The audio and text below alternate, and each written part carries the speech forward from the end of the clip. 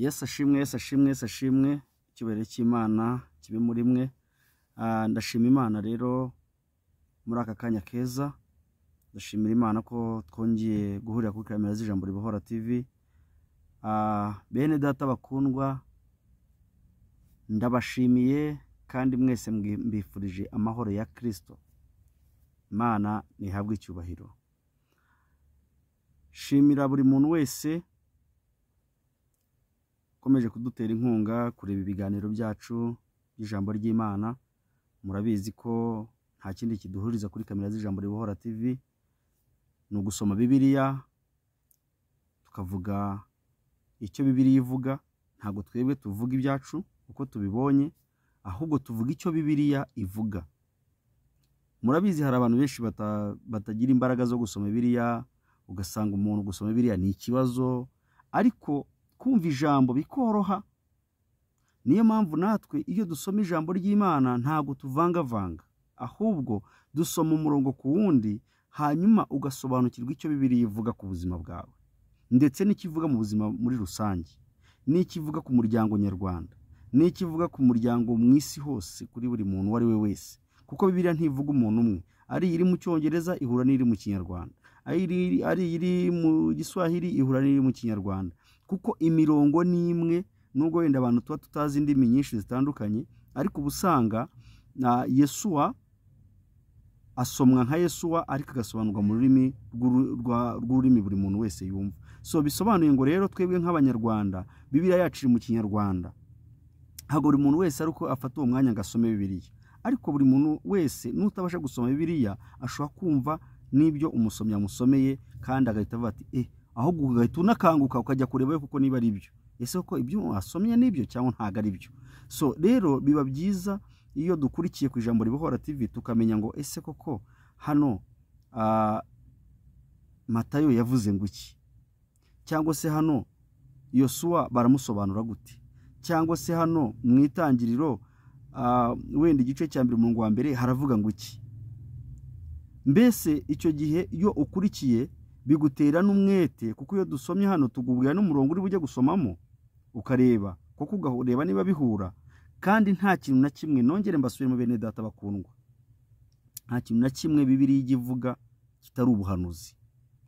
Umuntu uzaguhanurira atakubwiye ngo soma uyu murongo, kuko uwo murongo ubwawe uzakubera itangiriro ry'ubuzima bwawe muri ya mbogamizi wahuraga nayo mu buzima bwa buri munsi.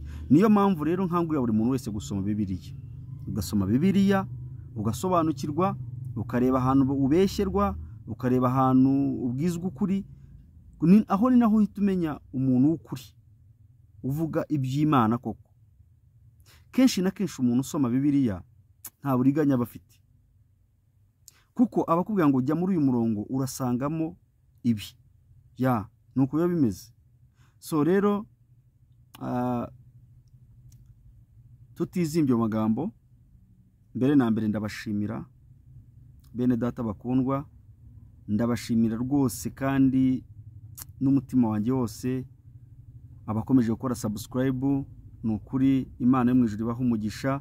Ahangaha niho tubonera ubutunzi bw'ijuru, aho niho tubonera ubutunzi no muri iyi si, kuko buriya iyo tubashije kubaha Imana tukagendera mu byayo tubasha no kugira umuco.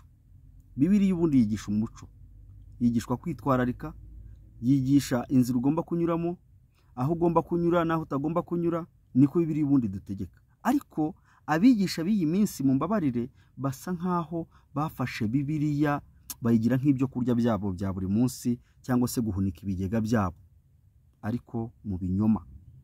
Mu mbabarire cyane ndabivuga muri ubwo buryo.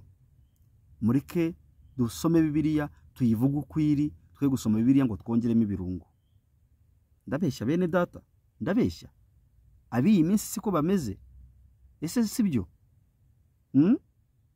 Arashaka igikundiro mu binyoma. Oya, reka mbabwire, ku Ijambo Ribohora TV ntidushaka benshi bo gukuritika, ahubwo turashaka abantu bake bumva ijambo kandi bakarikurikiza. Rero murabizi iyo dutangira twiragiza Imana kugira ngo Imana ibane natwe, ko natwe ntago ari twebwe. Murabona ko akanya akaba ari gakeya. Iyo tubonye uyu mwanya turawukoresha, turawukoresha kuko murabona nk'ubu ngubu dore nicaye mu modoka, uyu ni umwanya mba mbonye mu kanya gato mu minota nka 40 mba ngiye, ariko simba ndi bubashe kubona umwanya ngo njye muri studio, ariko ndimo ndategura rwose kujya gufata umwanya nkawuharira abakunzi b'Ijambo Ribohora TV byibura nk'amasaha nk'atanu yo kuganira. Ayo masaha gutegura nkamenya ko byibura iminota 50 cyangwa isaha ngomba kuba nabagejejeho ijambo ry'Imana, kandi rwose ndatekereza no mu modoka nta kintu bitwaye. Rega hari n'igihe tuzabura naho turivugira no mu bihuru tukarivuga, ndabeshya rata. Hari n'igihe tuzarivugira no mu bihuru, hari igihe tuzazamuka no mu misozi tukavuga turimo uduhunga badutoteza. Muribuka Pawulo uko byari bimeze, yaratotejwe nawe buriya, ariko nubwo yatotejwe ariko ntiyigeza acogora kuvuga iby'Imana. Haleluya. Rero tutagiye muri byinshi, munyemerere tubanze twiragize Imana, kuko Imana niyo mugenga wa byose, niyo itegeka ko tubumbura akanwa ngo tuvuge. Reka rero dusenge dushime Imana kiduhaye n'uyu mwanya, kandi rwose mukomeze mukurikire ijambo ry'Imana, kandi ibyo mugiye gukuramo ahangaha birababera inkingi y'inkomezi, haba mu kubaka umuryango, haba mu kwitwararika mu buzima bwa buri munsi, kuko iri jambo tugiye gusoma muri Bibiliya ni ijambo rivuga ku muryango, kubakwa kw'imiryango no gusenyuka kw'imiryango. Tugiye kuvuga kubakwa kw'imiryango no gusenyuka kw'imiryango. Niki gisenya umuryango? Niki gishobora gutuma bashakanye batandukana? Ese niki? Mukurikirane. Ariko tubanze dusenge twiragize Imana. Uwiteka Nyiringabo Imana,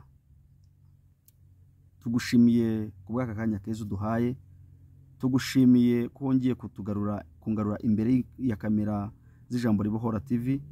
Mana, si kubwanjye, si kubw'ubushobozi, nta na kimwe nge nakwishoboza, ariko kuba warahisemo ko tugomba gucisha ijambo ryawe Mwami kuri izi kamera n'iby'igiciro cyinshi.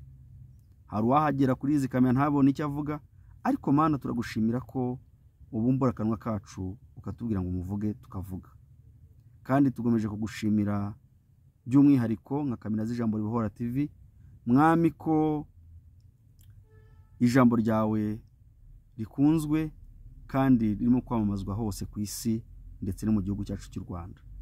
Muri aka kanya rero tuguhaye ikaze ngo ntaba ari njye uvuga, ahubwo mbumbure wivugire, kandi ndakwinginze ngo mbe igikoresho cyawe muri aka kanya. Kandi Mwami, ndakwinginze ngo ukomeze gutanga umugisha ku gihugu cyacu cy'u Rwanda ndetse n'abanyarwanda bose. Ndakwinginze ngo ukomeze gutanga umugisha ku isi hose. Kandi Uwiteka Nyiringabo Imana, iri jambo Mwami rikangure benshi kandi risubize benshi mu byiringiro ndetse no kubaka imiryango by'ukuri, mu izina rya Yesu Kristo, amen. Bantu b'Imana rero, muri aka kanya keza, ijambo Imana yashyize ku mutima wanjye ni ijambo riri muri Matayo ibice 19. Ni ijambo rivuga ku gusenda abagore.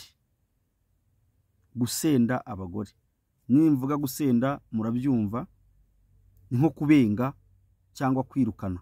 Kubenga, iyo umuntu wamubenze already ntago aba akiri mu buzima bwawe. Murabizi, mujya mwumva ngo umukobwa wa runaka ngo baramubenze. Iyo bavuze kubenga haba harimo uburyo bwinshi butandukanye.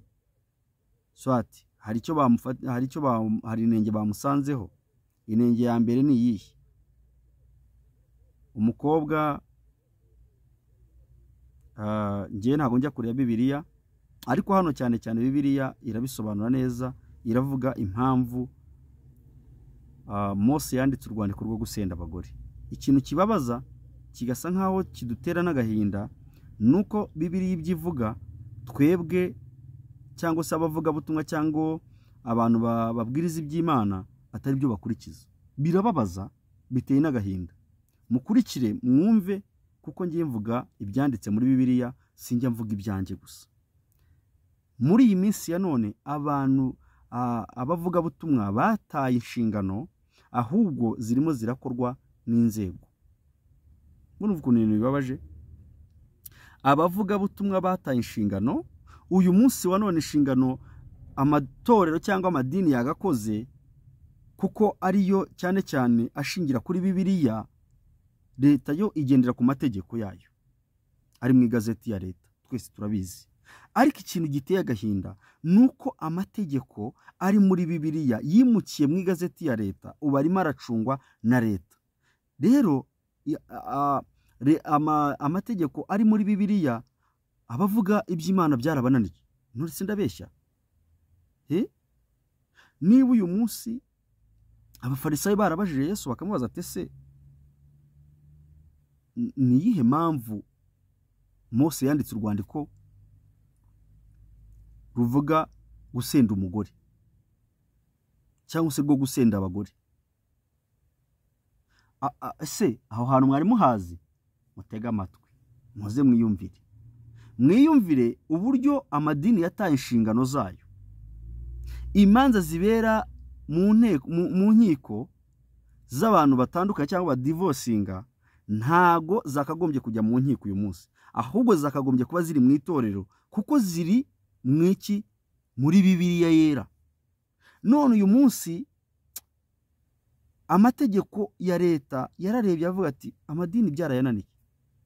Amadini arasezeranya abantu ariko ntago azi kubakurikirana ngamenye ese aba bantu ni iki kintu kirimo gutera imvururu mu miryango yabo. Kuko Satani yanga urugo. Ijambo ry'Imana ryatubwiye ngo urugo rwiza ngo ni ijuru rito. Niba urugo rwiza ari ijuru ritoya, Satani nawe ararumungira, kuko Satani mwibuke no muri Edeni ibintu yakoze ni agahomera munwa. Yakoze ibintu bibi cyane. Mwibuke ukuntu yagiye akariganya Eva, Adamu nawe akabigenderamo.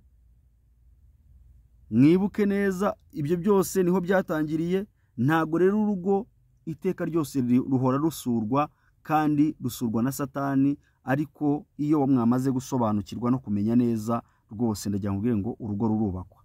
Ariko ngiye kubabwira ikintu cya mbere. Hano abafarisayo babajije Yesu n'ibyo Yesu yabasubije n'impamvu yabibasubijemo. Aho murahita mwemera neza ko amatorero yacu cyangwa amadini yacu atarimo kuzuza inshingano, ahubwo inshingano z'amadini ubu ngubu zamaze kugira gute? Ubu zamaze kwerekera muri leta. Mureke leta yacu ikore, kuko niyo ibishoboye. Niba uyu munsi ushobora kujya gusezerana mu mbabarire, mutaza kuvuga ngo kuko wenda ngo byarabaye ngo ibiki. Nge ndasoma Bibiliya, kuko ahubwo njye nshimira n'Imana. Imana yanyujije mu bikomeye kugira ngo mbashe gusobanukirwa neza. Nge sinasomaga Bibiliya pe, ariko Imana yanyigishije gusoma Bibiliya. Sanga Bibiliya niwo musingi w'ubuzima bwanjye. Nanayisomye nagira n'ikibazo, ahubwo nta n'akazi nshobora gukora ntabanje gusoma Bibiliya yanjye. Imana yimpaye nk'impano uyu munsi wa none. Aka kabiri mureba ni Kristo nabashije kuronka, kandi ijambo ry'Imana mu byanditswe byera niryo rinyubatse. Kuko yo ntaza gusomera ijambo bafite ikibazo gikomeye. So tutizimye mu magambo rero, reka dusome ijambo ry'Imana riboneka ariho aha ngaha ndimo kubasobanurira muri Matayo ibice 19 uhereye ku murongo wa mbere. Umutwe w'amagambo avuga ngo ibyo gusenda umugore. Ibyo gusenda umugore. Muraje mukurikirira ijambo, namwe mufate Bibiliya zanyu musome.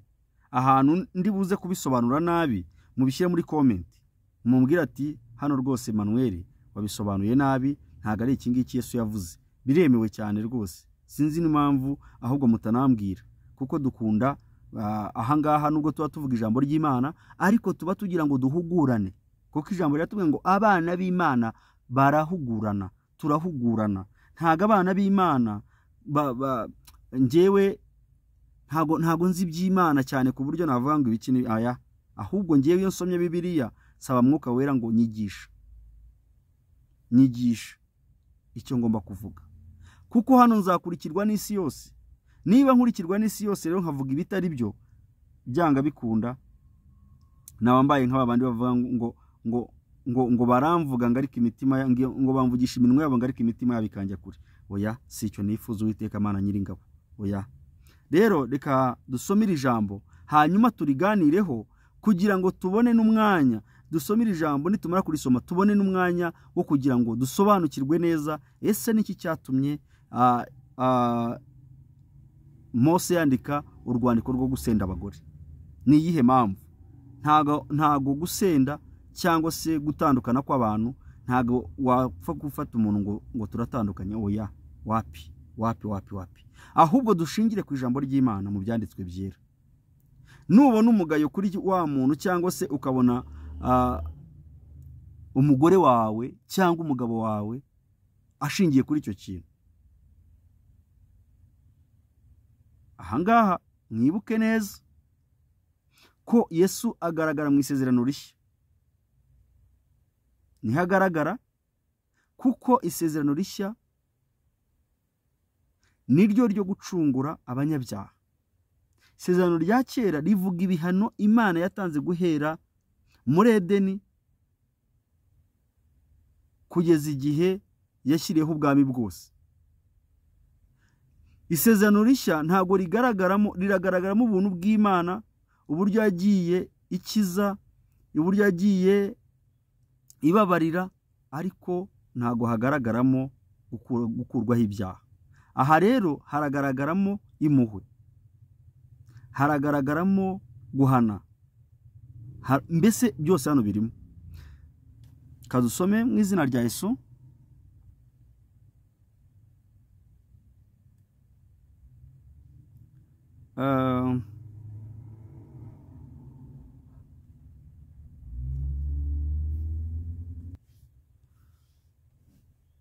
Reka dusome mu izina rya Yesu Kristo.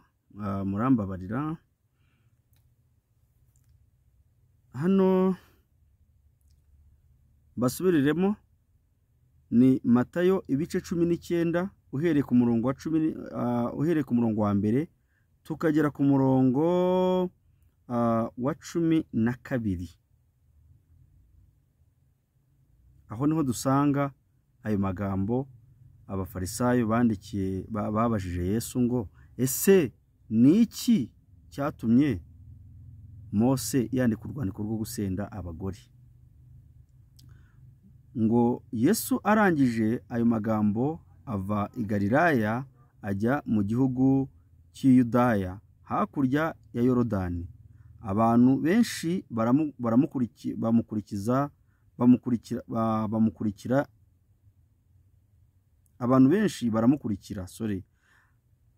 abakirizayo. Kuri 3 haravuga ngo abafarisayo bazaho ari baramubaza, baramugerageza. Mwumve ko bamugerageje, ariko bamugerageza mu byo Mose yanditse. Baramugerageza baramubaza bati mbese amategeko yemera ko umuntu asenda umugore? Amategeko yemera ko umuntu asenda umugore we amuhora ikintu cyose? Nawe arabasubiza ati, mwumva ukuntu Yesu yasubije.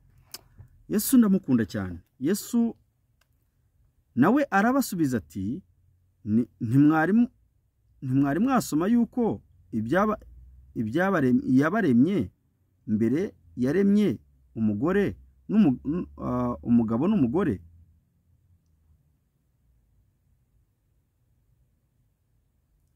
Yaremye umugabo n'umugore, ikababwira iti nicyo gituma umuntu azasiga se na nyina akabana n'umugore we akaramata, bombi bakaba umubiri umwe. Bituma batakiri babiri ahubwo babaye umubiri umwe. Nuko icyo Imana yateranyije hamwe umuntu ntakagitandukanye. Baramubaza bati, niba ari uko, ni iki cyatumye Mose ategeka ko umugabo aha umugore urwandiko rwo kumusenda abone uko yamwirukana? Mwabyumvise? ku 8 arabasubiza ati Mose yabemereye gusenda abagore banyu kuko imitima yanyu inangiye, ariko uhereye mbere hose ntibyari bimeze bityo. Uhereye mbere hose ntibyari bimeze bityo. Mu byumve bene data, ntago ari uko byari bimeze. Murumva? Uhereye, mumbabarire gato, kamera isa nkaho itameze neza.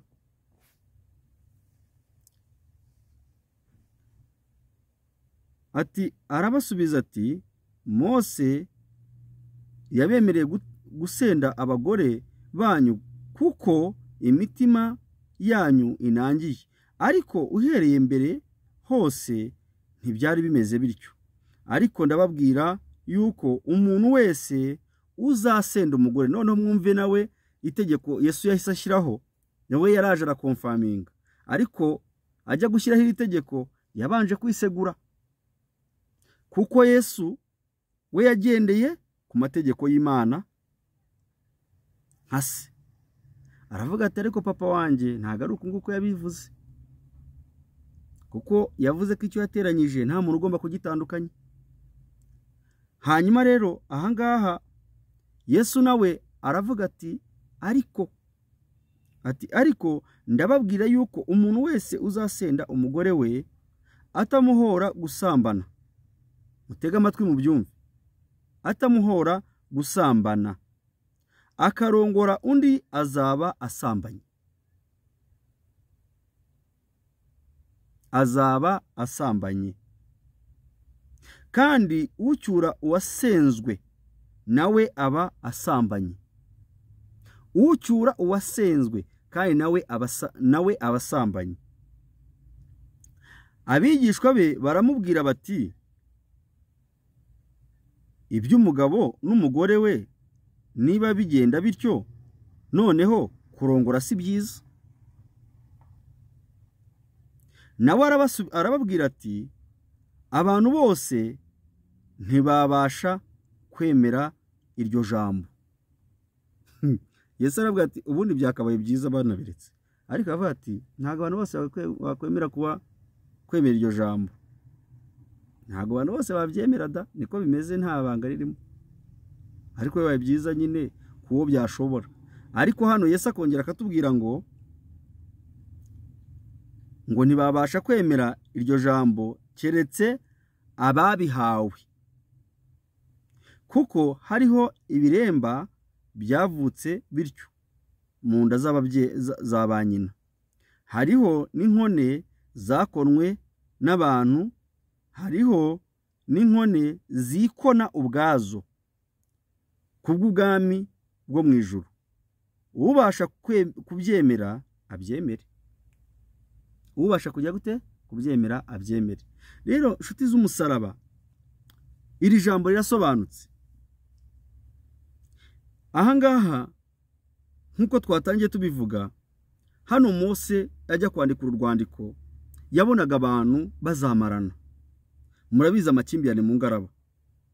Akaba kandi muzi neza ko umugore n'umugabo nibo bamenye ibyabo. Kenshi na kenshi njya mbwira n'abantu ngo amategeko atandukanye abantu ariko atazi icyo bapfuye. Kuko uyu munsi wa none ntiwamenya icyo Claude yapfuye na Jeanne. Kuko ikibazo cya Claude na Jeanne gihoraho igihe cyose bari kumwe mu rugo rwabo. Ntago ari ibintu ngewe nzajya kwa Claude ngo nindaza mbwire Claude ngo koro, cyangwa Claude ambwire atarimo kunyereka ibimenyetso by'ibyabaye. Ntago nabimenya. Ariko Claude arabizi. Ariko uyu munsi wa none ngewe ndamutse ngize ikibazo ndajya mu itorero. Ngira itorero mwe ariko rero mushumba nk'umuntu w'Imana. Bwira rero mushumba, dore ibintu bimeze gutya. Umugore wanjye kuva twabana havutse ibibazo bimeze gutya. Gusa nta kibazo na kimwe ndimo kubona ahangaha nkurikije uko Bibiliya bitubwira gishobora gutandukanya umugabo n'umugore uretse gusambana. Ayo niyo mategeko Yesu yavuze, nta yandi. Naho iby'ubutunzi, naho ibyo kuvanga ibiki ngo twapfuye imitungo wayitwaye njyewe n'uyu munsi ngena nabisubiramo. Umugore wanjye nta bimenyetso byo gusambana namubonyeho, ntago njye natandukana nawe, n'ibyo ashaka byose nabimuha. Ubundi se ni iki kintu kiba gishaka gutuma nubaka urugo ruzima rushimwa n'Imana? Nta kindi, sibyo? Kandi mwibuke neza ngo ubutunzi n'ibindi byose ngo tubihabwa n'ababyeyi, ngo ariko umugore mwiza ukamuhabwa n'Imana. Umugore Imana yaguhaye nta gusambaniraho, kandi umugore wakubangikanyije n'undi mugabo ntabakira umugore, kaba kabaye. Aha Yesu nawe yarivugiye neza. Ngenda sinshingira ku rwandiko, ndashingira ku cyo Yesu yavuze. Kandi Yesu twese turamwemera. Yesu niwe utwirukanira karande, Yesu niwe utwirukanira abadayimoni, Yesu niwe utwirukanira Satani. Iyo tumubwiye ngo Yesu dutabara, mureke mbabwire, utemeye uyu mugabo w'Imana, utemeye umugabo watanze amaraso ye ku musaraba akadupfira akatubambirwa, akemera kwitwa igitutsi ku bwacu, akemera kwitwa icyaha ku bwacu, akabambwa nk'igisamba, akabambwa nk'ikigoryi, kandi arimo kuzira njyewe Manuel Rudasingwa, arimo kuzira wowe, arimo kuzira umunyarwanda mugenzi wanjye, arimo kuzira umuvandimwe tuvindimwe. Ese muntu w'Imana, iri jambo raryumva uti? Uyu munsi wa none Mose akimara kwandika rwa rwandiko yaratanze uburenganzira ko umuntu natanga ikimenyetso cy'uko umugore yasambanye azirukanwa. Nta kindi kintu, mureke mbabwize n'ukuri noneho. Hano Bibiliya ibivuga, nabwiye ngo Bibiliya n'ubuhanuzi. Umugore ntajya kunanira umugabo atasambanye. Mureke mbabwize ukuri, ntago umugore wese ujya gutandukana n'umugabo aba yahuye n'undi mugabo umurarura. Ibyo bintu mubyumve munabyiteho, kuko umugore wahuye n'umugabo we nyakuri, niyo umugabo bashakana rimwe murabizi hajya habaho ikibazo, ugasanga mu muryango abantu umugabo ntabasha gukora imibonano, reka tubivuge muri ubwo buryo. Ugasanga afite indwara ituma atabasha gukora iyo mibonano, kandi wajya kureba 99% cyangwa se wajya kureba ugasanga ya ndwara ishobora gukira. Ariko kubera ko nta bwihangane hagati y'abantu babiri bari kumwe, ugasanga buretse ko wenda umuntu umwe yigeze kuvuga, mu mbabarire, buriya Scovia ndamukunda cyane. Scovia ndagukunda aho uri hose, ujye umenya ko nkukunda. Scovia avuga ibintu bigaragara muri societe, reka tuvuge nyarwanda kuko turi abanyarwanda. Ugasanga umukobwa ashakanye n'umugabo, yashaka n'umugabo yahuye n'abasore barenze 30. Azi umuto, azi umunini, azi umuremure, azi umugufi, bose arabazi, nta numwe atazi. Uwo muntu already ntakiri umukobwa, ni umugore. Ni umugore. Aha rero iri tegeko Mose ajya kwandika uru rwandiko yandikiye abagore, aravuga ati niba mutamubona muzatandukane. Ariko impamvu aha ngaha Yesu yabivuze, cyangwa aho Mose yanditse urwandiko, yabonaga bazicana. Murabizi amakimbirane mu ngo yaje, hari murabizi mu minsi yashize, n'ubu kandi uretse ko bisa nkaho mba numva byagabanutse iyo nkurikiranya amakuru, ariko mu minsi yashize abantu baricanye. Umukumva umugabo ngo yishe umugore. Hari n'uwo numvishe mu ntara mu gace k'amajyepfo, umugabo yashwanye n'umugore, bakora divorce, bajya mu bintu bya gatanya, arangije ngo aragendera muroga. Amaze kumuroga aramwica kugira ngo mu gutandukana kwabo batazagabana iyo mitungo. Murumva ubwicanyi busigaye buriho, gutanga uburozi, umuntu agapfa mwatandukanye mu mahoro, ubutunzi n'ubundi ko twavuye mu butaka ko tuzabusiga, ko nta numwe ko batagukingura muri hegitare 5 ufite, nta n'uwagushyingura muri hegitare 2, yewe no muri metero 500 nta n'uwagushyiramo metero 1. Harya si metero 1 niba ari metero 1 barebye mu mbabare, ntago njya basha no kubimenya. Ariko ndagira mbabwire ngo hano Mose ajya kwandika urwandiko yavuze ati baricenye baramaranye. Noneho reka nigirire inama yo kwandika, ko yabifitiye ububasha n'ubushobozi arandika urwandiko. Ariko Yesu aza rwuzuza aravuga ngo Mose ajya kwandika urwandiko nuko imitima yanyu yari inangiye. Imitima yanyu yari igizite, imitima yacu yari inangiye. Ariyo mpamvu yanditse urwandiko rwo gusenda abagore. Uyu munsi wa none ikintu kibabaje kandi giteye agahinda, mu mbabare reka mvuge ku madini, simvuga ku itorero, kuko itorero ntirikora ritya. Itorero rikurikiza iby'ijambo ry'Imana rivuga. Niba warasezeranyije we pasiteri ugasezeranya abantu babiri, umugabo cyangwa umugore akazavuga ati giye umugabo wanjye nsambaniraho buri munsi, akaguha ikimenyetso ko asambana, kuki udakurikiza itegeko rya Mose? Kubera icyo utarikurikiza harabura iki? Ngo iki Imana yafatanyije ngo ntago uzojya kugitandukanya. Why? Kandi hano Mose abisobanura neza akaza byungaho.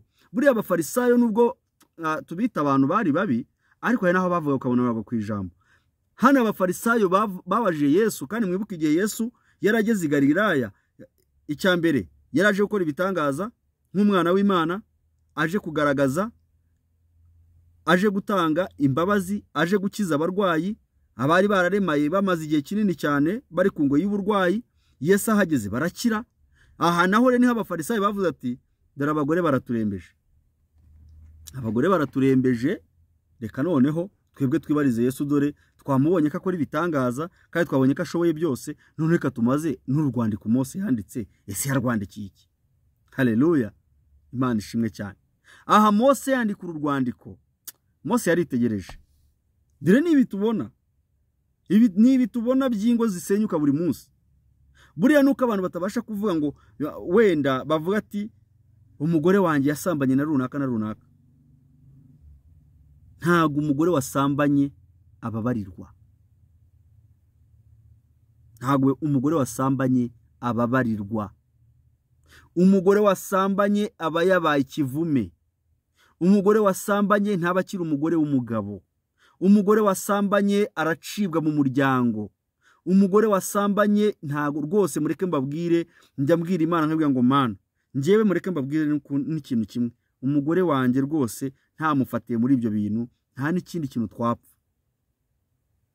Nta kindi munabimenye, Emmanuel Rudasingwa ntago twapfa ubutunzi.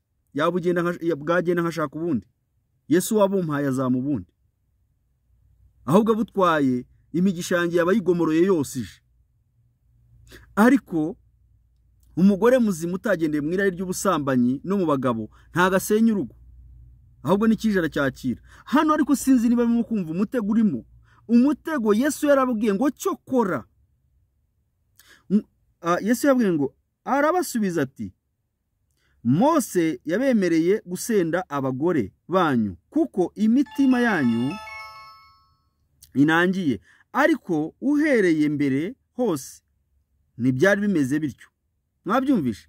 Uhereye mbere hose ntago byari bimeze bityo. Umugore yari umugore muzima, umugore yubaha umugabo, umugore yumvira umugabo, umugore akaganduka, umugabo agakunda. Ariko bwo muzi umugore mwiza, umugore wagandukiye umugabo arakundwa, we arakundwa. Twebwe abagabo dufite umutima w'urukundo, kuko twahawe gukunda abagore bacu. Nubwo ntawe mfite ariko mumbabarire. Ariko abagore b'iyi minsi araza ashaka iki? Kubera ko yararutse, yabonye abagabo benshi, uwamutekeye itike akamuha 20 aje kumureba ngo basambane, ugasanga yagenze mu ngo zirenze 5, 10, 30, yajya gushaka agasanga wa mugabo asanze ntafite televiziyo flat, ntafite igitanda kigenda, agatangira kugereranya muri babagabo bose yagiye anyuramo. Uwo ni maraya. Uwo nguwo ntago ari umugore muzima. Yesu arangije aramubwira ngo ku 9 ngo ariko ndababwira yuko umuntu wese uzasenda umugore we atamuhora gusambana akarongora undi azaba asambanye. Mwumvi hano itegeko noneho ntago rikiri rya Mose ribaye irya Yesu. Hano biba bibaye itegeko. Uzasenda umugore atamuhoye gusambana, uzasenda umugore atamuhoye gusambana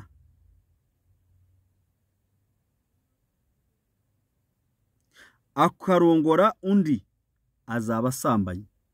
Bivuze ngo uyu munsi wa none nirukanye umugore nashatse nta bimenyetso by'ubusambanyi namubonyeho, ndababwiza ukuri icyo gihe ngewe uriya mugore nzaba nzikorera ibyaha bye byose. Bivuze ngo nzaba muraruye ngo kandi ndongora undi mugore nzaba nsambanye. Bivuze ngo uyu munsi wa none hari abantu batandukana n'abagore. Mureke mbabwire, no mu nkiko abantu bajyamo bakabeshyira abagore cyangwa bakabeshyira abagabo, ugasanga nta kuri kuri muri ibyo bintu.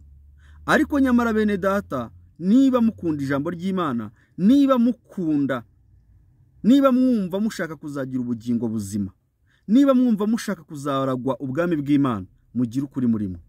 Mureke tugire ukuri muri twe, aho twakoze ibyaha twihane. Ariko ahangaha ku kintu kijyanye n'umugore, Yesu arongera akarengera umugore akavuga ngo uzasenda umugore ariko akamusenda atamuhoye gusambana azaba amuteye gusambana. Ngo kandi nawe nuramuka ugiye ukarongora undi mugore uzaba usambanye.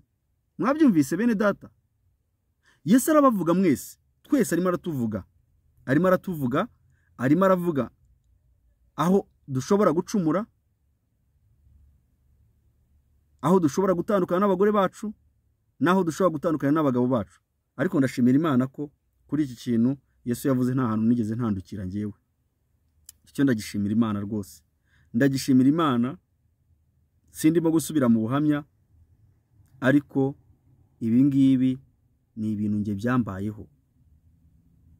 Nta kintu kijya kiba kitagushyira kumenya icyo Imana isobanura ku buzima bwawe.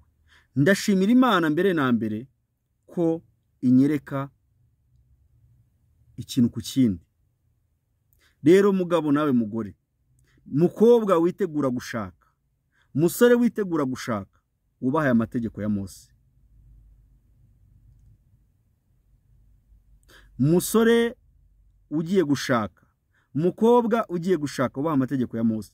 Ahangaha murumva hano amategeko y'amadini ntago arimo gukurikiza icyo Yesu yavuze. Ese pastor, ese mwigisha, reka mvuge pastor ko umwigisha ntasezeranya umushumba. Mushumba mu bantu wasezeranyije bose baraje bakubwira icyaha cyabaye mu miryango yabo cyangwa se hagati y'umugore n'umugabo, usanga bihura n'itegeko rya Mose. Kuko ntago umugabo azaza kubwira ngo umugore ngo yafashe umutungo ngarawutwa. Ntago umugore yatwara umutungo nta cyamuraruye. Already najya kuza ashaka bya bintu arashaka kubishyira undi muntu basambanye, undi muntu bahuye, akakugereranya nawe akabona ni muhuza, kandi nta bantu ushobora guhuza ntibibaho. Noneho uriya muntu uzaza akiyenza mu rugo, uretse ko mbabwize n'ukuri nta mugabo usenya, icyo nkibabwire, umugabo ajya guta urugo yananijwe n'umugore, kandi umugore nawe ajya kunanira umugabo yamaze kurarukira mu bagabo. Icyo cyo mukimenye, mumbabarire rwose, mbivugiye ku ijambo ry'Imana. Ariko ugiye kureba namwe musesengure neza, mumbwire, muraza kumbwira mu hasi, murandika muri comment, mumbwire ese ibyo mvuga nibyo cyangwa ndabeshye. Ariko bantu b'Imana turageragejwe cyane, turi mu bihe bikomeye, turi mu bihe amadini arimo gucuruza ijambo ry'Imana riri mu byanditswe byera, ariko batarimo kuzuza inshingano Imana nk'uko ibitegeka cyangwa se ibidusaba. Niba uyu munsi mu igazeti ya leta harimo amategeko atandukanya abashakanye. Hano Yesu yavuze ko uzahora umugore gusambana atasambana, nako uzirukana umugore uzasena umugore atamuhoye gusambana, ariko wenda mu mategeko ya leta ho harimo nk'ingingo zigeze muri enye zemera abantu gutandukana, ariko ingingo ya mbere niba ntibeshye harimo gusambana, gushyira ku nkeke uwo mwashakanye, kudatanga ibyo kurya cyangwa se kudatanga ibyo kurya kandi bihari, guta urugo amezi 6. Ndatekereza ibyo niba bitaravugururwa, ariko mu mbabarire ntago ninjiye mu bya leta, ariko nabyo urumva ndabivugaho, ndabisanisha n'ijambo ry'Imana, kuko uyu munsi wa none amategeko ya Mose, urwandiko yanditse rwandikiwe navuga nk'itorero cyangwa se amadini kugira ngo ayo mategeko akurikizwe, ariko amadini yarabihunze. Ubu byagiye mu mategeko yo mu igazeti ya leta. Kubera iki murimo guhunga inshingano zanyu mwabashumbamwe? Ese aha ngaha ndababeshye? Ntago hano mbabeshye uko mvuze ibyanditse muri Bibiliya yera. Umugore n'umugabo niba batandukanye, bagatandukana, umugabo amaze kubona umugore asambanye 1, 2, 3, murabizi hari n'abagabo basambaniraho abagore babo bakamuzana mu rugo, ugasanga muzanye mu rugo rurimo umugore kavuga ati mbisa, akamurambika ku gitanda, bagakora ibyo bakora, umugore akajya muri sarakarira. Abo bantu barimo bararengana, abenshi nuko babayeho. Umuntu ujya gufata icyemezo cyo gutandukana n'undi, burya umutima wararemereye ugiye guturika. Aha rero niho Mose yarebye aravuga ati aba bantu bazicana, aba bantu bararemeranyije imitima, reka ngire gute? Reka mbatandukanye, umwe ajye ukwe undi ajye ukwe. Rero nshuti z'umusaraba, bene data bashumba bacu, mwataye inshingano zanyu. Banza urebe ba bantu wasezeranyije, ubicaze umwumve, urebe niba ikibazo kiri hehe, kiri mwirari ry'ubusambanyi. Nusanga kiri mwirari ry'ubusambanyi, uzamenya uwateje icyo kibazo. Numara kumumenya, uzahita umenya gute? Uzabasomera urwandiko. Numara kubasomera urwandiko bavuga ati kucyo Mose yanditse n'icyo Yesu yavuze ntacyo ndenzaho.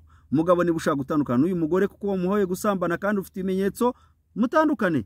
Niba kandi mugore nawe ubona uyu mugabo yarasambanye, buretse ko ngaha nta hantu Bibiliya ivuga umugabo gusambana, ariko bagabo simbabwiye ngo mujye gusambana, kuko Bibiliya irababwira ngo nuhora umugore ko yasambanye atasambanye uzaba umuteye gusambana, ngo kandi nawe nujya nushaka undi mugore uzaba usambanye. Bivuze ngo wowe nawe umugore afite ingingo imurengera, nawe ukagira ikurengera, akagira ingingo imuhana, nawe ukagira iguhana. Bivuze ngo twese hamwe iyo ngingo iratureba. Mugore kunda umugabo wawe n'umutima wawe wose, mugabo kunda umugabo wawe, mugore nawe ubaha umugabo wawe kandi urinde ibyo yagusanganye.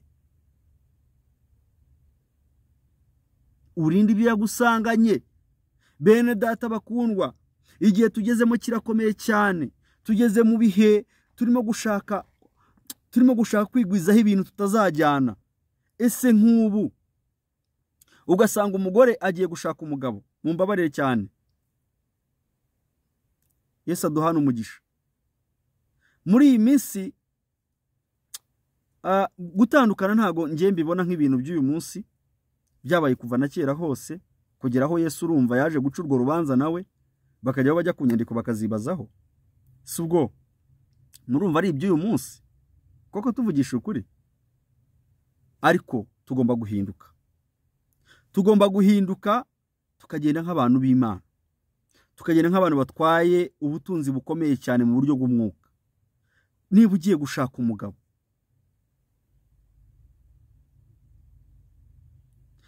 banza wowe witekerezeho, ese ngewe mukobwa ndinde? Ese ngiye gushaka umugabo nujuje ibisabwa byo gushaka umugabo? Ese ngiye gushaka umugabo kubera ko ari ngombwa cyangwa ngiye kwifotoza? Uyu munsi babigize amafoto, umukobwa arajya gushaka umugabo afite undi mugabo ku ruhande, ugasanga uriya mugabo bagiye kubana ntago ari we nyakuri, ahubwo ni ifoto. Rero ibyo tuzabigarukaho mu kiganiro tuzaganira, reka twe kubijyamo ko iyo ni story yindi, ariko ndashaka kubabwira mukurikiza amategeko ya Mose bashumba bacu, mukurikiza amategeko ya Yesu bashumba bacu, mwumve mutandukanya abantu, kuko uyu munsi wa none turimo turagora leta. Niba mwebwe muri abashumba kandi mukaba mwarabisigiwe, mukaba muzi amategeko y'Imana uko angana, ndetse mukaba muzi Bibiliya uko imeze, kubera iki mufata ijambo riri muri Bibiliya mukarijya kure? Nimwe mwebwe murimo gusenya ingo z'abantu, ndabashinjije. Nubwo gushinja ari icyaha, ariko Imana imbabarire. Mwahunze inshingano zanyu muziharira leta.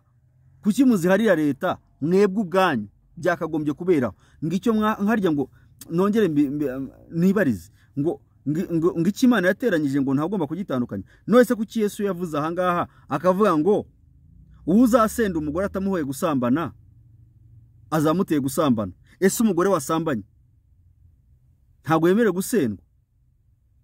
Kandi Yesu abyemera. Nuko ari icyaha kiruta ikindi.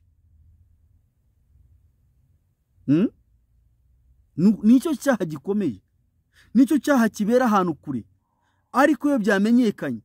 Rero iyo bitamenyekanye, Imana yo ubwayo ibishyira ahagaragara.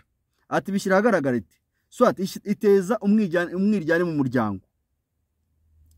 Aho ni nkubonera umugore waciyaga wahiga mu busambanyi, hahandi uzagera mu rugo ugasanga umugore arakureba gutya, ugasanga arakurebera hasi. Icyo gihe uzamenye ngo ntago ari umugabo wenyine, hari undi mugabo kuruta wowe uri gushushanya imbere yanjye, ugiye n'ubundi abagabo bandi baza. Uwo mugore nubwo utamufasha asambana, ariko arimo aguha ibimenyetso. Bagore murekeraho, mwubahe ijambo ry'Imana kugira ngo Imana ibahe igikundiro mu bagabo banyu. Sibyo bagore beza? Nubwo atari bose, ariko 70%, 30% bo rwose bagendera ku ijambo ry'Imana, bagendera ku cyo Imana yabategetse.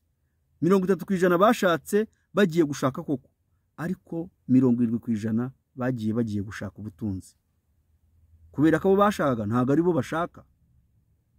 Njyewe anjeho kukabona mfite amazu, mfite imodoka, ariko afite undi muntu yahariye umutima we, ubwo ni ubusambo. Aho rero mureke dusenge, kuko umugore mwiza umuhabwa n'Imana. Imana iduha abagore batazadusambaniraho. Ndabeshya bene data, ndabeshya abasore beza, ndabeshya abakobwa beza. Erega twese turi abantu b'Imana, kandi Imana yaturemeye imirimo myiza muri Kristo Yesu. Yaraturemye ngo tubashe kubwirana iby'ukuri mu ijambo ry'Imana. Njyewe uzampora ko navuze ibiri muri Bibiliya, uwo ngo rwose ubwo Yesu azaba yamumpaye, nakundi nzabwira Yesu ngo untanze mu maboko y'abafarisayo, ndabyemeye, ariko nzaba naravuze. Rero bantu b'Imana, nshuti z'umusaraba, njyewe nagira ngo mbabwize ukuri ku by'ijambo ry'Imana, icyo rivuga ku gusenda umugore. Musubire mu byanditswe byera muri Matayo ibice 19 uhereye ku murongo wa 1 kujya ku murongo wa 12. Aho niho mugomba kumenya mugasobanukirwa ese niki cyatumye Mose yandika urwandiko rwo gusenda umugore.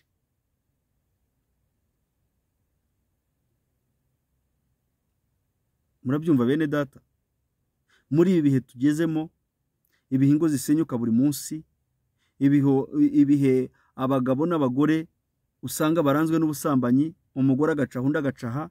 Ubu rero kandi mwibuke neza igitera gusambana. Njyewe aha Yesu ako mwabana ako murumva ijambo ry'Imana cyangwa ntago muryumva neza? Icyama nkafungura amatwi ya buri muntu wese akumva agasobanukirwa iby'ubwami bw'Imana, iby'Imana ivuga, ibyo Yesu arimo kuvuga aha ngaha. niwirukana umugore utamuhoye gusambana uzaba umuteye gusambana, kandi nawe nuramuka ugiye ugashaka undi mugore uzaba usambanye, sibyo? Niyo mpamvu ugomba kuba umwere imbere y'Imana, wowe ugatezwa icyaha hanyuma uwakizanye akabona ishyano. Umugabo niba yagiye agasambana, we mugore tuza umutima usenge. Umugore niba yagiye gusambana, we mugabo tuza umutima usenge, ariko ntuzatinye kujya kubyereka umushumba. Mureke mbabwire, nihazagire nubona ikibazo ku mugabo wawe, genda ubibwire pasiteri wagusezeranije niba yaranagusezeranije koko. Niba kandi nta kimenyetso ufite cyerekana ko umugore wawe ari umusambanyi, tuza umutima, utazikiraho urubanza rw'icyaha cyo gushinja umuntu utariho urubanza. Fata amakuru afatika ko uwo mugore koko yasambanye, cyangwa hari ibintu bigaragaza ko uwo mugore koko akora ibyo bintu. Nubwo kugira ngo uzabimenye biragoye, ahubwo Imana ibicisha mu myiryane, kuko umugore ubana n'umugabo ntago hajya hazamo gutandukana, nibibaho. Umugore ubanye n'umugabo neza batandukanye batese? Umugore wubaha umugabo batandukanye batese? Umugore ubasha kubona igihumbi gitashye mu rugo akumva kiramunyuze se atandukana n'umugabo ati? Umugore warahiriye umugabo ko atazamubangikanya n'abandi bagabo, ese koko tuvugishije ukuri atandukanye n'umugabo ati? Umugabo warahiriye ko atazatandukana n'umugore bazabana karamata, ese koko atandukanye n'umugabo ati? Ariko Satani araza avuga ati ariko waruzi n'ibindi, uriya mugabo wawe ntago ahagije, genda Bosco arahari kandi arashoboye. Wagera kwa Bosco tayari ukumva ko Bosco aruta Korode, kandi Korode rwose yari umugabo wawe, mwashakanye, mwakundanye, mugasezerana, mukemerana kubana, mugakundana n'imitima yanyu, ariko Satani akaza kubwira ko Korode atagishoboye inshingano z'urugo, kandi uko yazikoraga byari byo. Ahubwo ugeze kwa Bosco usanga Bosco afite uburyo azikora iwe akazihuza n'iziwe mu rugo, ugasanga iza Bosco Satani amushyizemo za mbaraga zo kugira ngo usenye urugo. Mube maso, amategeko ya Mose atabagonga. Nubwo hari abo yagonze, ariko abataragonga ndababwira ngo tube maso. Tube maso bene data. Rero bakundwa inshuti z'umusaraba, ndabashimiye kubw'aka kanya keza, ndabashimiye kubwira ijambo muryumve kandi uko turyumva ariko turikurikiza. Kandi ndabinginze nimba somera Bibiliya namwe mujye muyisoma, noneho duhuze tubashe kumenya, kuko ngaha tuba tuvuga iby'Imana, ntabwo mbavuga ibyanjye, mbavuga ijambo ry'Imana, mvuga ibiri mu mategeko 10 ya Mose. Ariko muzi ko Bibiliya igizwe n'amategeko 10 ya Mose? Muzi ko iki ari igitabo cyahumetswe n'umwuka w'Imana? Muzi ko ibiri muri Bibiliya byose nta na kimwe kidasohora? Muzi ko nta kintu na kimwe kivugwa kivuye muri Bibiliya gifata ubusa? Twubahe ijambo ry'Imana, twubahe ibyanditswe byera. Umugabo urabwirwa, umugore urabwirwa, umusore urabwirwa, umukobwa urabwirwa, kuko iri jambo ntabwo rireba bashakanye gusa, ahubwo rirareba n'abitegura gushaka. Niwiyumvamo ko igihe kigeze kashaka, ubanza umenya amategeko ari muri Matayo ibice 19 uhereye ku murongo wa 1 kujya ku murongo wa 12. Numara kubimenya uzubaka urugo kandi ruzakomera. Cyambere ntuzaciye mu mugabo wawe, nawe mugabo ntuzaciye mu mugore wawe. Icya kabiri, ubutunzi bwanyu buzagwira. Kubera iki? Munyuzwe muri byose. Kandi mumenye ko gusambana biterwa no kutanyurwa, kandi kutanyurwa biterwa nuko wabikoze mbere y'igihe. Ndabeshya rata? Ariko n'uwabikoze, hari uwabikoze afashwe ku ngufu, uwo ntiyabishakaga. Hari uwabikoze ashutswe, uwo ntiyabishakaga. Ariko ibyo byose iyo umaze kwihana ukakira Yesu umwami n'umukiza, ndagira nkubwire ngo ibyari ibyaha bihinduka rwose ibyiza gusa. Niko nabivuga. sibyo?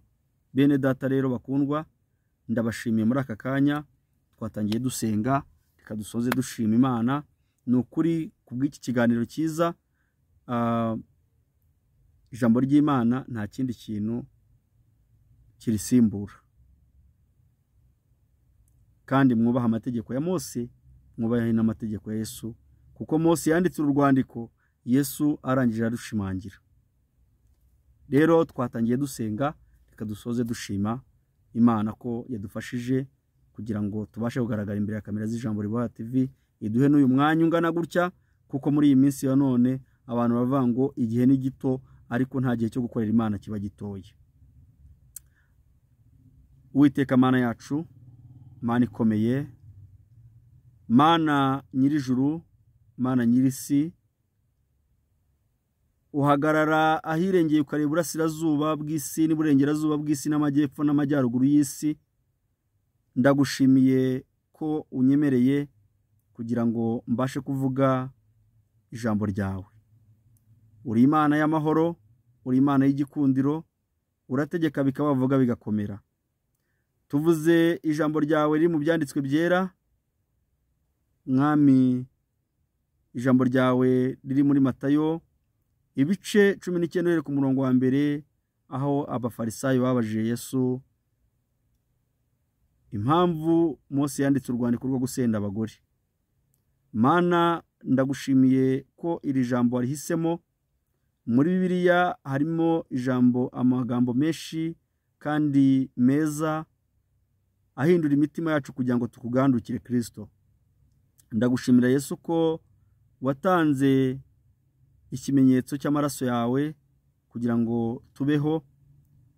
Twari abanyabyaha, uremera wigira icyaha, ariko kubw'aka kanya Mana, tubabajwe n'imiryango irimo gusenyuka, tubabajwe n'imiryango irimo gushwanashwana, ariko Uwiteka Nyiringabo hano urabisobanura neza, kuko rimwe na rimwe hari abatandukana bapfuye amarari y'iby'isi, hari abatandukana kubera ko bashakanye umwe ashaka undi ibintu, ariko Uwiteka ntago ari icyo uvuga.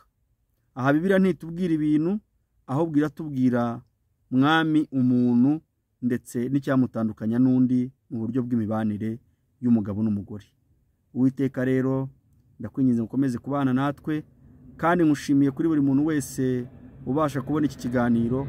Mana, umuhe kumva, Uwiteka umuhe gusobanukirwa, kandi iri jambo ryawe Mwami turikurikize kugira ngo twubake imiryango mizima ishimwa nawe. Urakoze urakarama rero, ni mu izina rya Yesu Kristo Umwami wacu, amen.